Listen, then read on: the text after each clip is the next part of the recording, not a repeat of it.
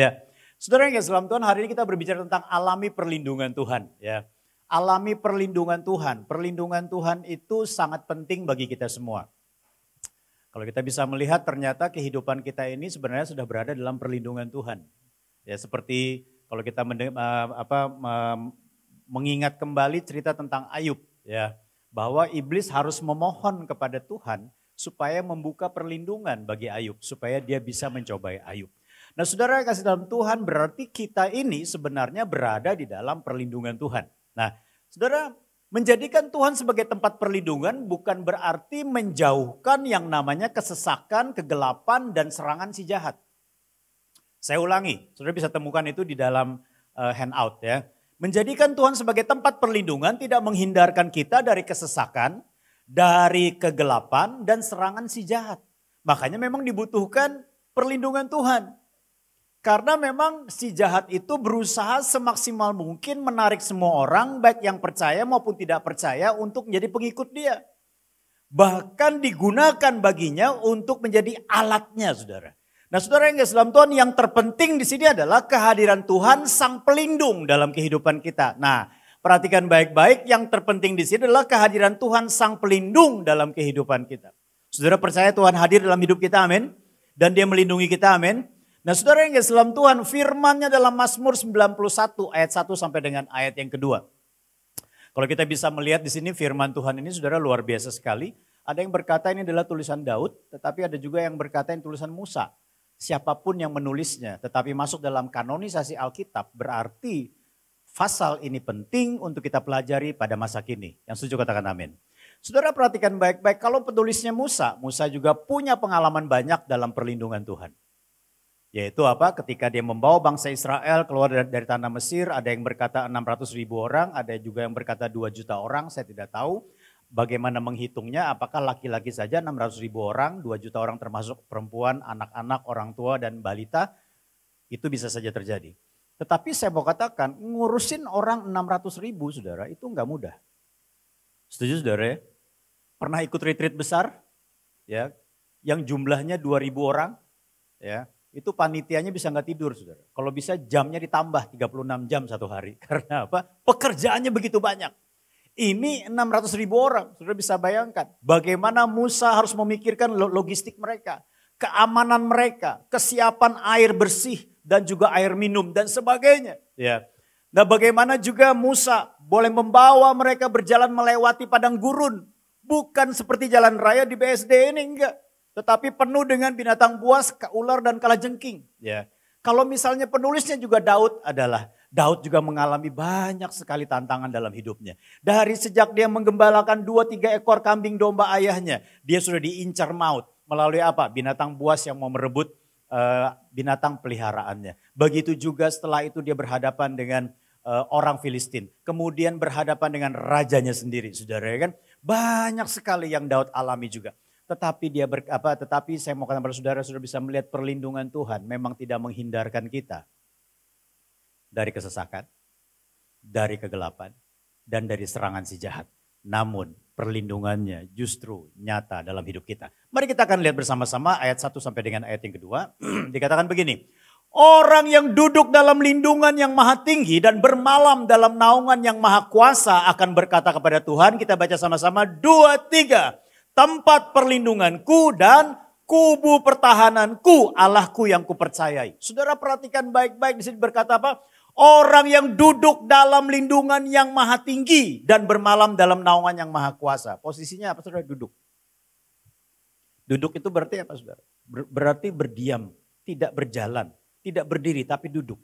Duduk itu artinya apa, saudara? Duduk itu memiliki konotasi apa? Saudara seperti sekarang ini duduk, saudara berarti sedang mendengarkan, sedang memperhatikan, sedang berfokus, sedang tidak melakukan apa-apa. Ya. Nah, saudara yang kasih dalam Tuhan, artinya apa? Orang yang berada, orang memasrahkan dirinya untuk berada di dalam naungan yang maha tinggi, dia akan berkata, tempat perlindunganku dan kubu pertahananku, Allahku yang kupercayai. Saudara yang kasih dalam Tuhan, apakah dalam mengalami perlindungan Tuhan kita tidak perlu melakukan segala sesuatu? Saya katakan nanti kita akan lihat. Apakah ada bagian yang perlu kita lakukan? Ya. Kalau saudara pelajari terus pasal ini, saudara, dari ayat 3 sampai ayat selanjutnya, kita tidak akan membahas semua ayat, saudara. Saudara akan menemukan bahwa di dalam Mazmur 91 ini begitu banyak ternyata yang bisa menyerang kehidupan manusia. Dikatakan ada singa. Singa bicara tentang apa? Kekuatan yang luar biasa mengatasi kekuatan kita. Yang mengancam dengan kekuatan dan juga kemampuan yang luar biasa. Kemudian juga ada ular di situ dikatakan, saudara. Ya kan? Ular bicara tentang apa, saudara? Satu binatang yang punya bisa yang luar biasa dan dia bisa memanipulasi, saudara. Pernah ada satu cerita begini. Seorang perempuan memelihara ular piton, saudara. Ular piton ini sudah 2 minggu gak mau makan. Dan saking sayangnya dia dengan ular piton, dia tidur bareng dengan ular piton ini, saudara. Nah dia bingung kenapa selama 2 minggu ini ular ini tidak mau makan. Ular piton bukan kayak ulet, saudara ya kan, tapi gede. Gitu. Sehingga berat badannya turun, begitu saudara ya kan, berat badannya turun. Lalu dibawalah ke dokter hewan, saudara. Kenapa ini ular kok turunnya drastis berat badannya 2 minggu gak mau makan. Setelah diteliti, ularnya sehat. Siapa di sini yang piara ular? Gak ada, saudara. Kan?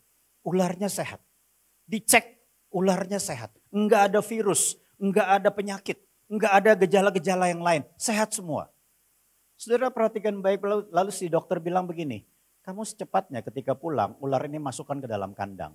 Karena apa? Ternyata ular piton ketika dia tidak mau makan dan dia mulai menguruskan dirinya, saudara. Dia sedang siap-siap mau terkam. Siapanya? Pemiliknya, tuannya. Bisa mengerti sampai di sini? Betapa liciknya iblis dalam kehidupan manusia. Tetapi Tuhan siap untuk melindungi orang yang demikian. Bahkan juga ada panah yang terbang di waktu malam atau di waktu siang. Artinya apa? Serangan yang tiba-tiba tanpa diketahui. Tuhan siap melindungi kita dari semuanya ini. Nah saudara yang kasih dalam Tuhan, kalau kita bisa melihat, kalau kita membahas banyak lagi saudara tentang Mazmur 91 ini, banyak sekali ternyata serangan-serangan yang mengincar kehidupan kita. Kita nggak sadar nih, kita ada di tempat ini sebenarnya ada malaikat yang menjaga sepanjang minggu ini, yang meluputkan saudara dari bahaya, yang meluputkan saudara dari hal-hal yang unpredictable, yang tidak bisa diprediksi. Bahkan yang meluputkan saudara dari berbagai macam ancaman. Bahkan ada tipu muslihat iblis yang sudah dirancang tapi diluputkan, mungkin kita nggak sadar. Tapi pekerjaan Tuhan itu nyata dalam kehidupan kita. Yang setuju katakan amin. Bahwa sampai hari ini perlindungan Tuhan ada dalam kehidupan kita. Nah saudara yang kasih dalam Tuhan, bagaimana mengalami perlindungan Tuhan? Mari kita lihat sama-sama. Yang pertama adalah ayat yang kelima dikatakan. Engkau tak usah takut terhadap kedahsyatan malam. Terhadap panah yang terbang di waktu siang. Artinya apa saudara? Artinya jangan takut dengan situasi yang tidak pasti. Kegelapan di waktu malam, takut gelap. Tidak pasti, tidak jelas. Bahkan juga susah diprediksi. Hari ini kita melihat, tadi seperti dikatakan oleh WL, dikatakan situasi negara kita sekarang bagaimana saudara di beberapa kota. Bahkan sampai pagi tadi saya masih dikirim dari teman saya, dari Papua, saudara, apa yang terjadi di sana. Ya, kita bisa melihat bahwa mulai munculnya pergerakan-pergerakan. Tapi satu hal saya percaya, ada penyertaan Tuhan yang memegang kendali. Amin saudara. Nah, saudara yang gak dalam Tuhan, artinya kita juga belum tahu nih kepastiannya ke depan bagaimana begitu. Dengan adanya pemimpin baru banyak prediksi, dengan adanya pemimpin baru banyak sekali hal-hal yang bisa kita pikirkan. Tetapi saya mau katakan bersaudara, dengar baik-baik. Tuhan tetap pegang kendali atas bangsa ini. Yang setuju katakan amin. Sehingga dikatakan apa? Engkau tak usah takut terhadap kedahsyatan malam. Sesuatu yang susah diprediksi dan tidak pasti. Terhadap panah yang terbang di waktu siang. Artinya apa? Serangan yang tiba-tiba masuk dalam kehidupan saudara.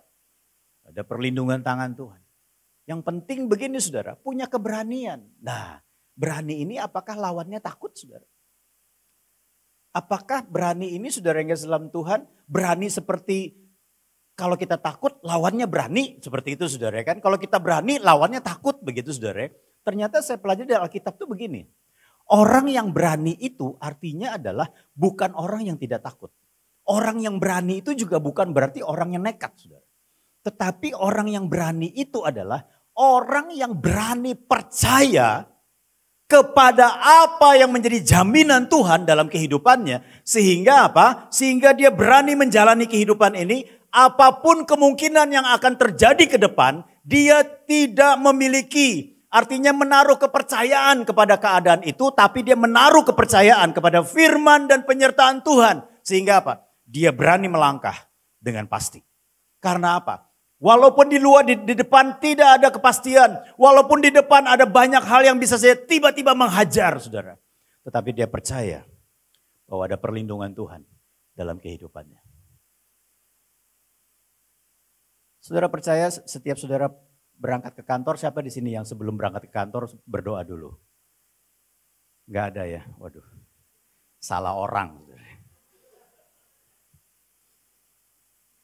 Bukan begitu Pak, pertanyaannya terlalu mudah. Saudara yang kasih dalam Tuhan, kalau saudara ketika saudara keluar rumah, saudara berdoa enggak? Berdoa saudara? Berdoanya berdoa apa? Ada doanya begini, Tuhan jauhkanlah aku dari emak-emak yang kasih sen kanan belok kiri. Ada doa ditulis begitu.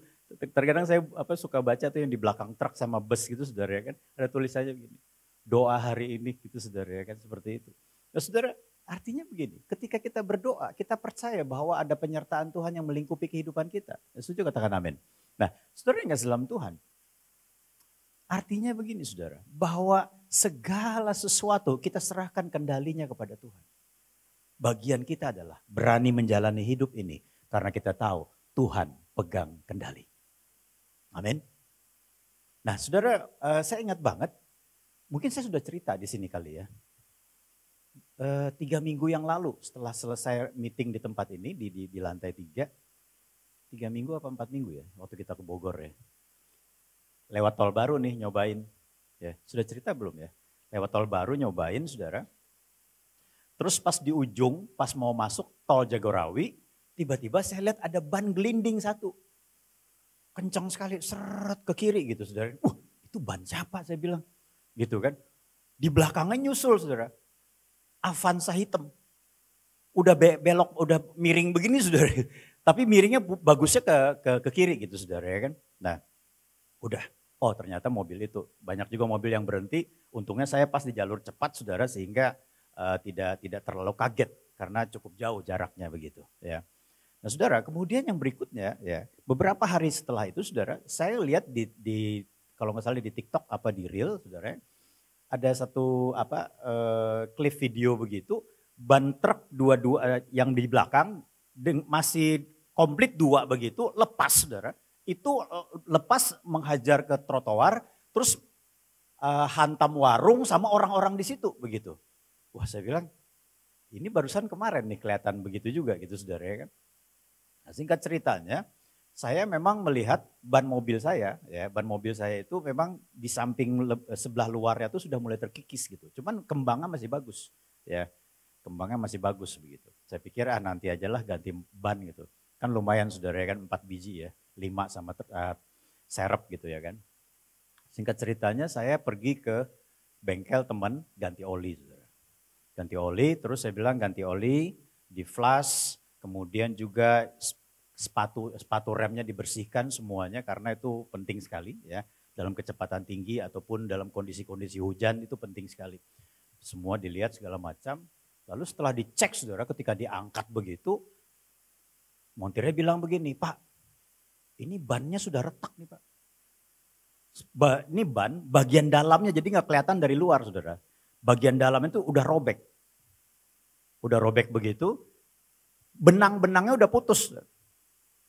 Sebenarnya dalam minggu itu saya udah mau keluar kota, mau ke Bandung gitu saudara ya kan, mau keluar kota. Ini udah putus Pak, udah retak. Saya bilang bisa bertahan berapa lama? Masih nawar juga saudara. Bisa aja sih Pak, tapi disarankan lebih baik diganti. Karena ini cukup berbahaya, ban depan. Kemudian dicek lagi ban belakang saudara. Ban belakang udah retak sebelah dalamnya juga. Saya bilang udah deh, ganti aja semua 4-4-nya. Ini masalahnya langsung bersentuhan dengan jalan kan. Kalau kondisi kecepatan tinggi, kemudian juga jalannya panas, itu apa yang terjadi sudah bisa prediksi. Sudah bisa mengerti maksud saya? Ada kalanya Tuhan kasih clue di dalam hidup kita akan perlindungannya. Yang menjadi masalah kita mau peka apa enggak. Coba kalau misalnya waktu itu saudara sudah dikasih clue 2 nih. Ya. Udahlah gak usah diganti lah, gak apa-apa. Itu cuman begitu doang, belah doang gitu saudara. Saya bawa keluar kota. Waduh. Bahaya sekali. Apa yang saya lihat bisa saya alami. Gitu. Saudara mengerti artinya apa? Kenapa kita perlu berdoa ketika kita mau pergi keluar rumah? Di dalam rumah pun juga kita perlu berdoa. Ya. Dalam situasi apapun kita perlu berdoa. Karena apa? Ketika kita berdoa, kita sedang menyerahkan kendali segala sesuatu ke dalam tangan Tuhan. Karena ada hal yang bisa diprediksi, yang bisa kita selesaikan. Tetapi ada hal yang unpredictable, yang tidak bisa diprediksi. Yang tiba-tiba datang. Amin saudara. Tapi yang menjadi hal yang penting adalah berani melangkah dalam hidup ini. Karena apa? Karena Tuhan ada bersama dengan kita. Nah saudara yang kasih dalam Tuhan, kenapa kita perlu berani? Karena apa? Karena ketakutan bisa mengalihkan pandangan kita dari Tuhan yang maha besar kepada masalah yang besar. Sehingga kita sulit untuk melihat apa yang menjadi karya Tuhan dalam kehidupan kita. Kemudian yang berikutnya, ketakutan membuat kita sulit untuk melihat penyertaannya di tengah berbagai peperangan. Karena apa? Kita mengalami ketakutan yang luar biasa. Keputusan untuk tidak dikuasai oleh ketakutan harus datang dari kita, bukan dari Tuhan. Amin. Datangnya harus dari kita, bukan dari Tuhan. Putuskan untuk tidak mau dikuasai ketakutan. Walaupun mungkin masih punya ketakutan yang luar biasa. Tapi keputusan saudara, proklaim perkataan saudara, itu penting di hadapan Tuhan. Berapa banyak mujizat, bahkan dalam penciptaan pun, kata-kata itu menjadi penting. Ketika itu diucapkan oleh Tuhan yang penuh dengan kuasa, kata-katanya berubah menjadi kenyataan, itu disebut penciptaan. Tetapi ketika itu diucapkan oleh orang yang beriman kepada Tuhan yang penuh dengan kuasa, maka kata-kata itu bisa menjadi kenyataan. Amin saudara. Yang menjadi masalah adalah putuskan. Kita mau berani atau dikuasai ketakutan dalam hidup ini. Amin. Apapun yang kau alami hari ini, putuskan untuk berani dulu. Punya keberanian. Nah saudara, mari kita akan lihat. Bagaimana supaya kita bisa memiliki keberanian? Nah, kita lihat dalam ayat 14. Kita perhatikan baik-baik. Ada 2 hal yang kita perlu pahami dengan baik. Dalam situasi kondisi apapun kita perlu memahami hal ini. Sungguh hatinya melekat kepadaku. Maka aku akan meluputkannya. Aku akan membentenginya. Sebab ia mengenal namaku. Yang pertama adalah lekatkan diri kita kepada Tuhan. Artinya apa? Kita berani memang karena kita percaya bahwa perlindungan Tuhan ada. Tapi belajarlah kita sepakat dengan Tuhan. Amin. Sepakat dengan firman-Nya. Ketika firman-Nya bukan hanya janjinya yang kita pegang. Tapi perintahnya juga kita lakukan. Orang yang sepakat dengan firman Tuhan. Saya percaya dia tidak mengesampingkan ketaatan. Tapi kesepakatannya dibuktikan melalui ketaatan. Ini orang yang melekat. Amin. Ketika saudara masuk dalam sebuah perjanjian, saya percaya saudara punya kesepakatan. Baru lahir sebuah perjanjian. Dan ketika saudara sepakat, bukan hanya sepakat dan tanda tangan di atas materai, lalu masing-masing pegang aslinya, dengan klausul-klausul yang semua ditandatangani setiap halaman. Oke, setuju. Tapi di dalam perjalanannya, terjadi pelanggaran demi pelanggaran terhadap klausul tersebut. Apa yang terjadi? Apakah dampak positif atau dampak negatif dari perjanjian itu yang diterima? Pasti dampak negatif. Karena apa? Klausulnya dilanggar. Amin. Bicara masalah pelanggaran hukum. Nah, kalau kita mau berada dalam perlindungan Tuhan, saya mau katakan, mari kita bikin kesepakatan dengan Tuhan. Bukan hanya tanda tangan saja, bukan hanya tanda tangan di atas materai, tanda tangan di setiap halaman, setiap klausul, tetapi belajar berjalan sesuai dengan klausul itu. Sehingga dampak positif dari perjanjian itu bisa kita terima. Setuju katakan amin. Inilah hidup dalam perjanjian. Itu artinya melekat. Sepakat dengan Tuhan. Baik dalam hal ya dan amin. Dan juga dalam hal mau taat. Ini sepakat. Kemudian mengenal namaku. Artinya apa? Pengenalan ini berbicara tentang apa saudara? Berbicara tentang pernah jalan bareng sama Tuhan. Berjalan bareng dengan Tuhan. Bukan hanya sekedar tahu Tuhan, memuji Tuhan. Bukannya sekedar mempelajari nama-nama Tuhan. Tapi ketika menghadapi pergumulan dan permasalahan, belajar terus libatkan Tuhan dalam hidup ini. Sehingga ketika engkau menghadapi pergumulan demi pergumulan, engkau melihat ada tangan Tuhan yang dahsyat. Dan engkau bukan hanya cuap-cuap saja mengucapkan nama-nama Tuhan. Tapi karena engkau mengerti bahwa dia adalah El Shaddai, Allah Maha Kuasa. Dia adalah Allah Yehova Rafa, dia menyembuhkan. Dia adalah Allah Jehovah Jireh, Allah yang mencukupi. Kenapa kau bisa mengucapkan itu? Karena aku mengalami. Karena dia ada bersama dengan hidupku. Amin saudara. Bukan karena apa kata orang. Amin. Inilah yang Tuhan kehendaki. Karena ketika saudara mengenal Tuhan, dari melibatkan dia dalam perjalanan hidup saudara, saudara bukan hanya tahu, tapi saudara mengenal secara pribadi. Baik dia pribadinya maupun dia cara dia menolong kita. Ini penting sekali. Makanya ketika menghadapi pergumulan, yang paling utama saudara hubungi adalah Tuhan. Saya ulangi ya. Ketika saudara menghadapi pergumulan, yang pertama harus dihubungi adalah siapa? Tuhan. Tuhan gak pernah berkata begini. Nomor yang Anda hubungi sedang sibuk. Hubungilah beberapa saat lagi. Tidak bisa seperti itu. Problemnya adalah ketika kita menghadapi pergumulan, kita tidak menghubungi Tuhan terlebih dahulu, tapi kita hubungi orang-orang yang terdekat terlebih dahulu. Saya mau katakan kepada saudara tidak salah, karena bisa saja orang itu menolong dan membantu kita. Cuman problemnya adalah di dalam setiap pergumulan dan permasalahan kita hadapi, Tuhan mau engkau punya pengalaman bersama dengan dia. Amin. Amin. Mengerti sampai di sini? Amin. Boleh gak minta tolong sama orang lain? Boleh. Tapi dahulukan Tuhan. Saya mau Tuhan. Engkau menolong saya. Tuhan bisa tunjukkan kepada siapa. Tuhan bisa menunjukkan caranya. Tuhan bisa menunjukkan tuntunannya melalui kehidupan kita. Tapi yang paling penting kita berseru dulu kepada dia. Saya perhatikan baik-baik ya. Kalau contoh banyak sekali saudara, nanti kita waktunya gak cukup. Mengenal Tuhan berbicara tentang apa? Bukan hanya bersaat teduh tapi juga mau melibatkan dia dalam perjalanan hidup. Akibatnya apa saudara? Iblis tidak dapat menipu dan melemahkan iman percaya kita terhadap Tuhan sebagai tempat perlindungan.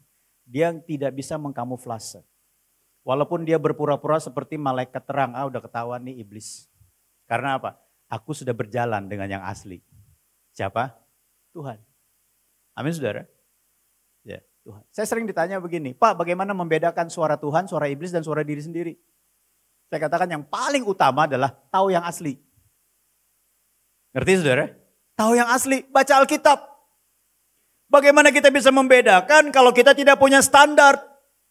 Makanya hidup perlu standar firman Tuhan, standar kepercayaan, standar iman, pengakuan iman. Supaya apa? Kita tahu yang mana yang asli, yang mana yang palsu.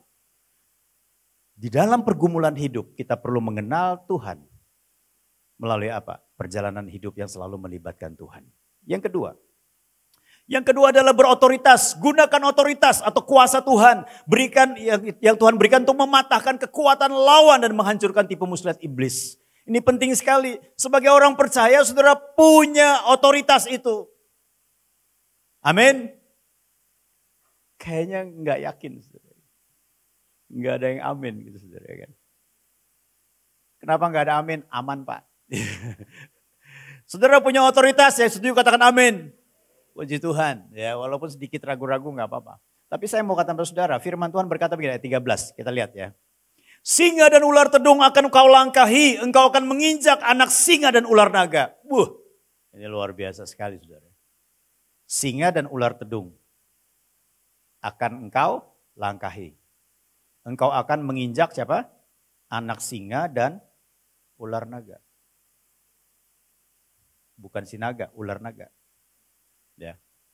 Saudara perhatikan baik-baik. Berarti apa saudara? Saudara punya otoritas. Saudara punya kuasa. Kalau di rumah tiba-tiba bawa melati, bawa menyan, udah nggak usah panggil ketua home.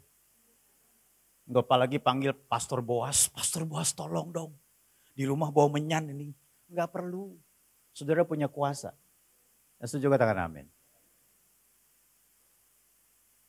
Kalau tiba-tiba malam-malam, tiba-tiba muncul bayangan, kemudian juga ada suara-suara yang gak jelas gitu saudara ya kan. Udahlah nggak usah panggil-panggil majelis lah. Gitu. Pastor Ellen tolong dong doain. Ya kan. Saya nggak bisa tidur nih kenapa? Karena ada bayangan. Ya kan. Bayangan apa? Bayangan di horden. Waduh bisa ini goyang-goyang sendiri. Saudara punya kuasa. Ya, saudara. Amin saudara. Seringkali kita nggak mau gunakan. Makanya apa? Makanya kita jadi sasaran empuk nih buat iblis. Kita nggak biasa berperang akibatnya nggak peka. Orang yang biasa berperang dia akan peka saudara kan. Nah, saudara yang kasih dalam Tuhan, ini menjadi perhatian kita, berotoritas. Ya. Kemudian yang terakhir, yang ketiga, katakan begini. Berseru. Bila ia berseru kepadaku, aku akan menjawab. Aku akan menyertai dia dalam kesesakan. Aku akan meluputkannya dan memuliakannya. Waduh, ini luar biasa sekali. Berseru. Berseru kepada Tuhan. Ya. Kata berseru di sini berbicara tentang apa, saudara? Berseru di sini berbicara tentang penyerahan diri kepada Tuhan, bahwa Tuhan tadi memegang kendali segala sesuatu, dan yang kedua Tuhan punya jawaban atas segala sesuatu. Amin. Sehingga apa? Dikatakan aku akan menjawab. Perhatikan baik-baik, ada beberapa jaminan ketika engkau berseru, dikatakan apa? Aku akan menjawab. Aku akan menyertai dia dalam apa? Kesesakan, dan aku akan meluputkannya dan memuliakannya. Ada 4 jaminan ketika engkau berseru. Coba, yang jamin siapa saudara? Bukan perusahaan asuransi, tapi yang menjamin Tuhan yang Maha Kuasa. Yang menjamin kepada saudara. Aku akan apa saudara? Menjawab. Aku akan menyertai. Aku akan meluputkan. Dan aku akan memuliakan. Sama-sama kita ucapkan. 2, 3. Jawab, jaminan Tuhan apa? Aku akan menjawab. Yang kedua, aku akan menyertai. Yang ketiga, aku akan meluputkan. Yang keempat, aku akan memuliakannya. Berarti apa? Dia tidak mau saudara dikalahkan dan diinjak oleh kuasa kegelapan. Dia tidak mau saudara dikalahkan oleh masalah.